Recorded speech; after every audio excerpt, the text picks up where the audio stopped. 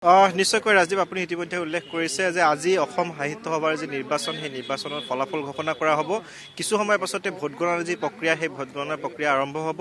আৰু আমি যিটো স্থানত উপস্থিত আছোঁ, ইয়াত আচলতে যি কাৰ্যনিৰ্বাহক, সেই পূৰ্ণাংগ কাৰ্যনিৰ্বাহকৰ সভা কিছু সময়ৰ পাছতে অনুষ্ঠিত হ'ব। আৰু সেই সভাতে ঘোষণা কৰা হ'ব পৰৱৰ্তী সভাপতি, উপসভাপতি আৰু সম্পাদক কোন হ'ব।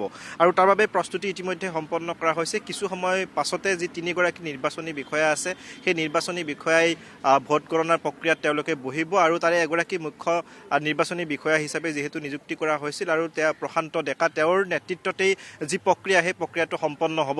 তাৰ পূৰ্বে দেখিবলৈ পোৱা গৈছে যে যিহেতু কাৰ্যনিৰ্বাহক অনুষ্ঠিত হ'ব এইটো স্থানত, আমি যিটো স্থানত উপস্থিত আছোঁ, দদৰা আজি ভিগু কুমাৰ ফুকন ৰাজহুৱা প্ৰেক্ষাগৃহ আছে, এই প্ৰেক্ষাগৃহত তেওঁলোকৰ যি কাৰ্যনিৰ্বাহক, সেই কাৰ্যনিৰ্বাহক কিছু সময় পাছতে অনুষ্ঠিত হ'ব। আৰু তাৰ সমান্তৰালভাৱে এটা প্ৰান্তত তেওঁলোকৰ যি গণনা প্ৰক্ৰিয়া, সেই গণনা প্ৰক্ৰিয়া চলিব। তাৰ বাবে দেখিবলৈ পোৱা গৈছে সকলো সাজু হৈছে। মই পোনপটীয়াকৈ কথা পাতিবলৈ চেষ্টা কৰিম, যিহেতু ইয়াত কাৰ্যনিৰ্বাহকসকল আছে। ভোট গণনা প্ৰক্ৰিয়া কিছু সময় পাছতে আৰম্ভ হ'ব।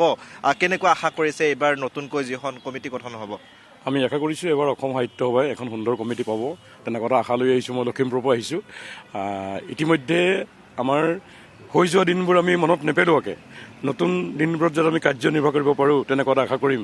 আৰু অসম সাহিত্য সভাই অসমীয়া জাতিটোক আগবঢ়াই নিব বুলি আশা কৰিছোঁ।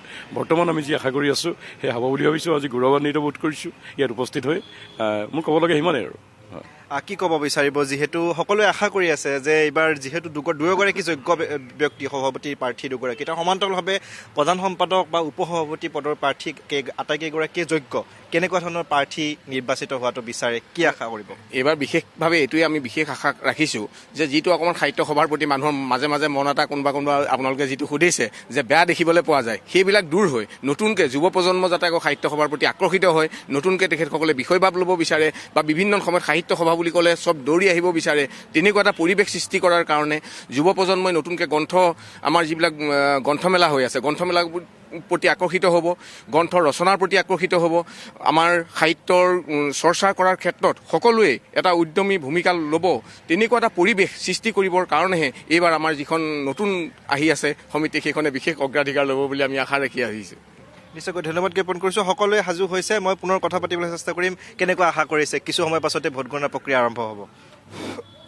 প্ৰথমতে প্ৰতিদিন টাইমৰ পৰিয়ালবৰ্গলৈ আন্তৰিক অভিনন্দন জনাইছোঁ।